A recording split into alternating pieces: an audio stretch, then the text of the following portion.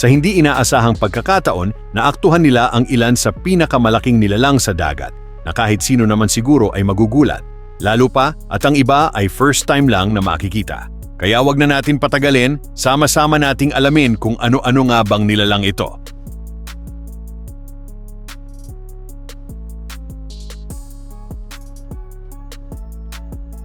Pangungunahan na yan itong lion's mane jellyfish. Ito na yata ang pinakamalaking dikya sa mundo. At sa maniwala ka at sa hindi, meron itong animoy buhok na mas mahaba pa sa blue whale. Oo, mas mahaba pa talaga. Yung tentacles niya ay nasa 30 meters. Yung bell o ulo nito ay abot ng 2 meters at 7 feet ang lapad. At ang record holder ay 3.7 meters ulo and 36.6 meters ang tentacles. Ayon pa sa pag-aaral, 100 million years na silang namumuhay sa Earth. Mas matanda pa sa dinosaur. Kaya napagtanto nila dahil matatagpuan ito sa malamig na tubig lang, North Atlantic, North Pacific at Arctic Ocean. Minsan pa nga ay nakakasalamuha ito ng mga divers sa Scotland, Norway, Canada at Alaska. Napoleon wrasse, may isda na may nunal sa noo at IQ ng 5-year-old na bata. May naiibang behavior ang Napoleon dahil mabait ito sa mga tao. May laking 2.3 meters at 190 kilos. Yung bukol sa noo, yan yung tatak niya na wala sa ibang isda. At nalaman ng mga scientist na 65 million years na silang naninirahan sa karagatan. Yun nga lang, mabagal silang lumaki. 7 years bago maging adult at 9 years bago magparami.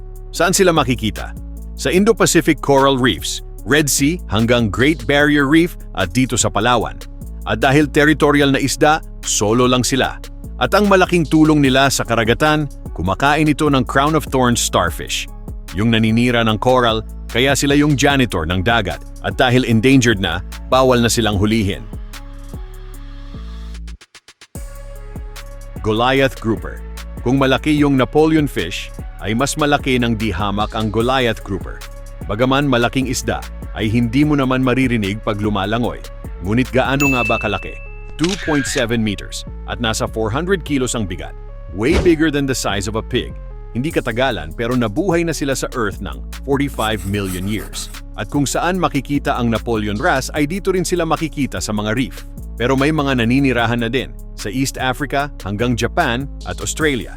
Insert na rin ang Pilipinas. Palagi silang nasa gilid ng coral, sa ilalim ng shipwreck. Tatambay lang, then ambush ng prey. Isang nganga lang, lunok agad ang buong pating na maliit.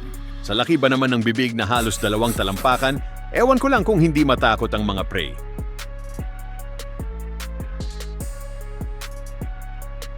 Blunt-nosed six-gill shark. Nung una, inakala lang nila na basta isang uri ng pating. Pero nung lumapit na sa submarine, nalaman nilang isa pala itong living fossil sa dilim. Kaya tinawag itong six-gill ay dahil meron itong 6 na hasang. Malaki rin ito na inaabot ng halos 5 metro at nasa 600 kilograms. At sa maniwala ka at sa hindi, mas malaki ng konti ang blunt-nosed six-gill shark kesa sa great white shark. At dahil sa pananaliksik ng mga scientists, napagtanto nilang naninirahan na ito sa karagatan ng 200 million years. Mas matanda pa sa T-Rex. Hindi sila nagbago kasi perfect na sila sa dilim. Matatagpuan sa deep sea, 200 to 2,500 meters ang lalim.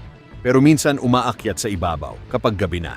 Makikita sa Atlantic, Pacific, Indian Ocean at dito sa Pinas. Sabi pa nila, ito ay mas lumang design ng pating dahil 6 ang hasang.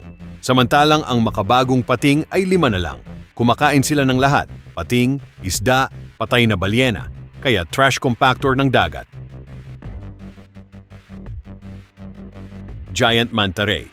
Ito ang pinakamalaking buntot pagi sa karagatan. May 7 meters ang lawak ng sakop ng katawan, kaya para bang jet ng karagatan. Siyempre, kahit sino naman ay ikakagulat din ito, gayong hindi karaniwan ang laki. Ayon sa IUN, ay endangered species na sila na dapat ingatan. Bagaman manipis ang katawan, ay napakakagalang-galang ng nilalang na ito. Sa ilalim ng dagat dahil friendly. Maaring na-adopt na rin nila ang maging ganitong size na mas malaki pa sa SUV dahil nasa karagatan na sila 5 million years ago. Saan sila makikita? Sa tropical at temperate waters, tulad ng Pilipinas, Indonesia, Hawaii, Mexico at Maldives. At heto pa, gentle giant din sila, lalo na sa mga diver na nai-encounter nila sa dagat. Bagaman ganon, may mga tao pa rin ang walang awa na sila ay hinuhuli para sa pansariling interest.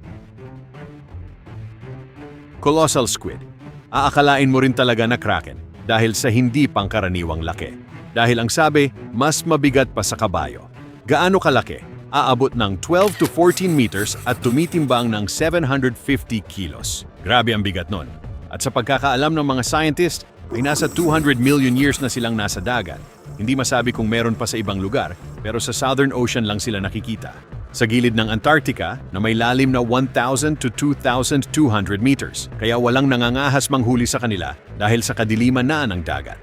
Nadiskubre ang colossal squid sa tiyan ng sperm whale dahil ang sperm whale ang kumakain sa kanila. Kakaiba ito kasi may umiikot na kawit sa tentacles nila. Hindi lang pahigop ang teknik, kagat at pagkilit, kaya sobrang kapit at nakakatakot sila.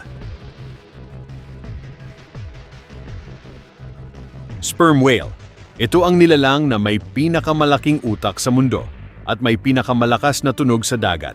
Medyo malaki na rin sila sa sukat na 18 meters at 57 tonelada. Hindi lang isang SUV dahil kasing haba nila ay 3 SUV. Tinataya rin na 20 million years na silang nasa dagat. Average lang din ang buhay ng sperm whale, 60 to 70 years old. Hindi naghihiwa-hiwalay ang mga ito. Sa halip ay grupo sila para mas may depensa kung merong predator na palapit. Maging sa pagtulog ay sama-sama. Isa pa, kaya nilang dumive sa ilalim ng dagat. Sa tagal na 90 minutes, walang hingahan sa itaas. At yung tunog niya, napakalakas na aabot ng 230 decibels, mas malakas pa sa jet.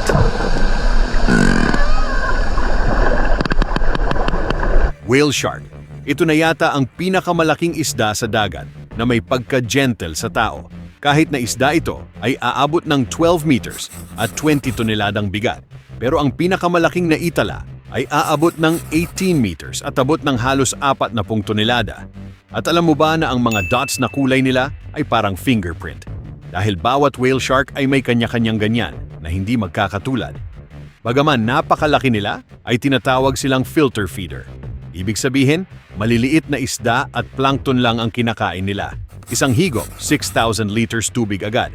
Kahit na may 3,000 na ngipin, pero hindi naman nangangagat ng tao. Blue whale. Literal na, mas malaki pa sa eroplano at mas mabigat pa sa 30 elephant. Imagine 30 meters ang laki at nasa 200 tonelada. Puso pa nga lang ay kasing laki ng maliit na kotse. Habang ang dila, kasing bigat ng elepante. Tinatayang 10 million years na silang nasa karagatan at kayang mabuhay ng 80 to 90 years old. Halos nasa buong karagatan sila, lalo na sa malamig at malalim. Dahil sa sobrang kalakihan ng blue whale, ay humihigop sila ng nasa 4 na tonelada sa isang araw. Ang bawat huni ay umaabot ng 1,000 kilometers ang layo. May ilang mga drone shots na makikitang mas malaki pa talaga sila sa malalaking bangka na nasa dagat. Kaya mabuti na lang at harmless sila dahil kung nagkataon. Wala nang tao ang mandaragat, lalo pa at kung carnivorous sila. Biggest coral ever. Hindi balyena, hindi pating, pero mas malaki pa sa kanila. Ito ay ang buhay na bato o corals na nadiskubre ng mga scientists sa Solomon Island. May laking 34 meters at 10 meters ang taas. Mas malaki pa sa basketball court na may 300 tonelada. Tinataya ring nasa 300 to 500 years old, mas matanda pa sa Estados Unidos. Na-discover ito nito lang 2024, akala ng mga diver reef lang. Yun pala, isang colony na pala ng corals ang nadiskubring yon. Ang maganda dito ay nakasurvive na siya sa 2 tsunami, mainit na dagat at bagyo. Bagaman walang utak, walang galaw. Siya naman yung pinakamalaki at pinakamatibay na daigi pa ang iba. So, yan lang muna ang mga video natin sa ngayon. Ikaw, alin sa mga videong ito ang nagustuhan mo? Kaya comment ka lang sa ibaba ng channel na ito at pag-usapan na yan